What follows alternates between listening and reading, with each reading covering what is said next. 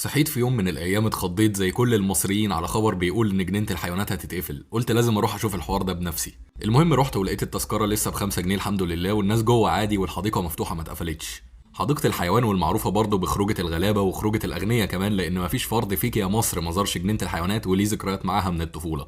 أنا كنت شفت فيديو بيقول إن في كارثة هتحصل تحت مسمى التطوير وذكرياتنا وتاريخ الحديقة والأشجار والمسطحات الخضراء هتتشال والكلام ده كله. بس تعالى بقى الخص لك الاخبار والتصريحات اللي انا ابحرت فيها كلها عشان اوفر عليك الوقت اللي طلعت من مسؤولين في الحديقه وفي وزاره الزراعه وفي هيئه الخدمات البيطريه. كل الموضوع ان الدوله عندها خطه لتطويرها وتطوير غيرها من الحدائق زي حديقه الأورمان مثلا بالشراكه مع القطاع الخاص، بس مش هتتباع زي ما الناس فاكره، لكن هتفضل ملكيتها برضه خاصه بوزاره الزراعه المصريه زي ما هي. وده عشان يجيبوا حيوانات جديده بدل الحيوانات الحزينه والبائسه اللي موجوده فيها دلوقتي.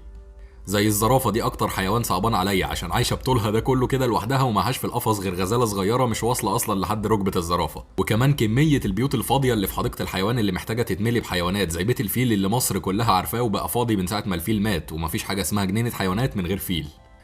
وكل الكلام اللي طلع بيقول ان هي مش هتتقفل، بس حتى لو اتقفلت فتره برضه فهو طبيعي، مش هتبقى مؤامره عشان يدمروها ويمسحوا ذكرياتنا وكده. بس اكيد مش هيكسروا الطرق ويصلحوا البيوت وينقلوا حيوانات ويتحركوا باللوادر والكراكات كل ده والزوار جوه يعني. هي هتبقى فتره مؤقته وهتتفتح تاني، والكلام ده زي ما قلت لو اتقفلت اصلا. وايا كان بقى مين اللي هيشتغل اصلا على تطويرها فهو مش غبي. فنفس المسؤولين اللي قالوا التصريحات اللي فاتت قالوا ان كده كده مفيش مساس بالاشجار والنباتات النادره اللي في منها عمره بيوصل ل 100 و150 سنه مزروع جوه الحديقه، ولا برضه المباني الاثريه اللي كلنا عارفينها وبنحبها واللي هي من التراث بالنسبه لنا، زي جبلية القرود وجبلية القلعة والمتحف الحيواني اللي هعمل عنه فيديو لوحده، وكوبري ايفل اللي صممه نفس مصمم برج ايفل في باريس، وجزيرة الشاي وغيرهم من المباني اللي كلنا بنحبها. فكل ما في الامر ان هيحصل تطوير للجنينة من غير المساس بتراثها وتجديد حيواناتها عشان تجذب الزوار اكتر، وعشان ترجع تدخل التصنيف العالمي لحدائق الحيوان اللي خرجت منه من 2004 بسبب الاهمال. ودي حاجة لو حصلت بالشكل اللي بيتقال ده فهي حاجة ما تزعلش حد خالص، بل بالعكس حاجة تفرحنا جدا وكنا مستنيينها من زمان.